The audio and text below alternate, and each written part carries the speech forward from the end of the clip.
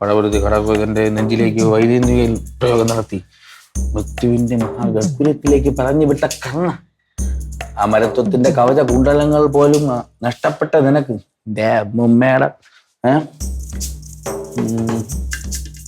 അർജുനന്റെ ദാനം അമരത്വത്തിന്റെ കവച കുണ്ടലം പോലും നഷ്ടപ്പെട്ട നിനക്ക്,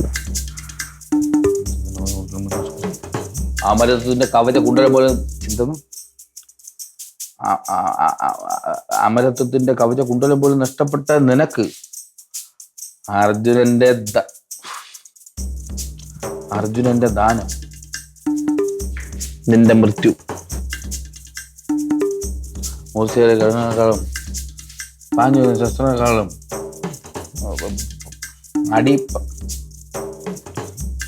അടി പതറാതെ പട പൊരുതിയ ഘടോൽഗജന്റെ നെഞ്ചിലേക്ക് വൈജയന്തി വേൽ പ്രയോഗം നടത്തിയ മൃത്യുവിന്റെ മഹാ ഗഹുരത്തിലേക്ക് പറഞ്ഞു വിട്ട കർണ,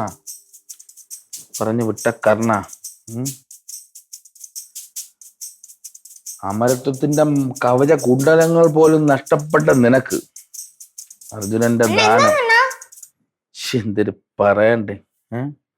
1061 എന്തോ എന്റെ പേര് പറയടേ? ഗർഭൂരം അല്ല, ഓഡീഷന് പോയിട്ടാണ് ഒരു സിനിമ സെറ്റ് ആയടേ.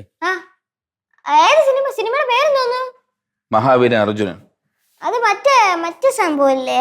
നീ ഒന്ന് ചുമ്മാ ഇരുന്നാണ്, നീ പഠിക്കട്ടു. പക്ഷെ ഒരു ചെറിയ പ്രശ്നമുണ്ട്. കടുകട്ടിയായ കുറച്ച് വാക്കുകളാണ് അറിഞ്ഞിരിക്കുന്നത്. ഇത് അത്രയും കാണാതെ പഠിച്ചിട്ട് ഒരു വീഡിയോ ഷൂട്ട് ചെയ്ത് അയച്ചു കൊടുത്താലേ ചാൻസ് തരുള്ളൂ. നീ വായിച്ചു തരുമോ? എനിക്ക് മെയിൻ റോൾ തന്നെ അതൊക്കെ ഉണ്ട്. മഹാവീരൻ അർജുൻ, ഞാൻ തന്നെ ഹീറോ. അപ്പൊ ഹീറോ ആവുമ്പോ ഞാൻ മാനേജർ ആയിട്ട് വന്നോട്ടാ. അത് ഞാൻ ഹീറോ ആവട്ടെ, എന്നിട്ടല്ലേ നീ മാനേജർ ആവണത്.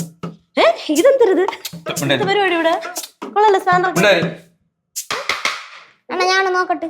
ഇതാണ് പട ഷീൽഡ്. പരിച എവിടെ യുദ്ധത്തിന് പോണ്?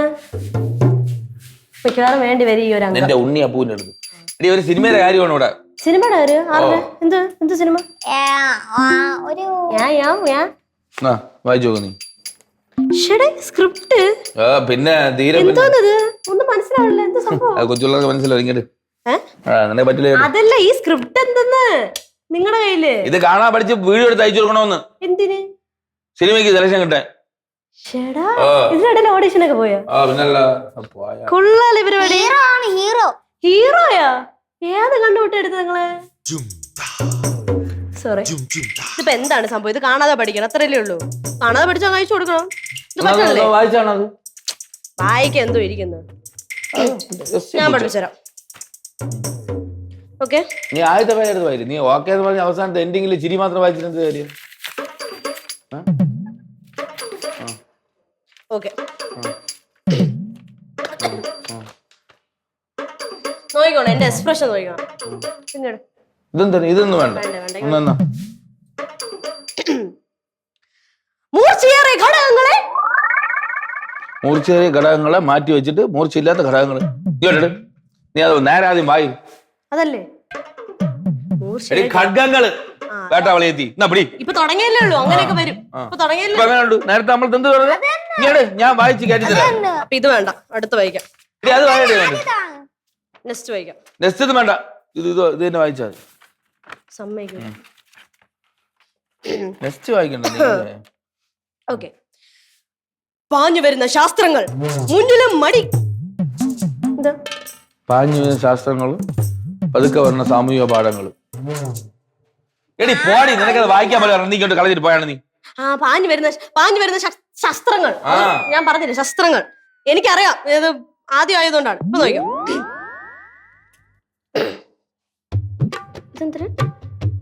ഇങ്ങോട്ട് നോക്കിയോ? ഇതിപ്പോ ശരിയാക്കി തരാം ഞാൻ. കണ്ടാ, നീ പറഞ്ഞാണ് എന്റെ തിരിച്ച്. അപ്പൊ പോയി മൂർച്ചയേറിയ ഘടകങ്ങൾ എന്ന് പറഞ്ഞു. കണ്ട, മൂർച്ചയേറിയ ഖഡ്ഗങ്ങളെക്കാൾ അല്ല, ഖഡ്ഗങ്ങൾ. പാഞ്ഞു വരുന്ന ശസ്ത്രങ്ങൾ. ഞാൻ പിടിച്ചു. ഫുള്ള് വായിച്ചാ അടി പിടിച്ച പയറ്. അടി പിടിച്ച പയറേറി അടി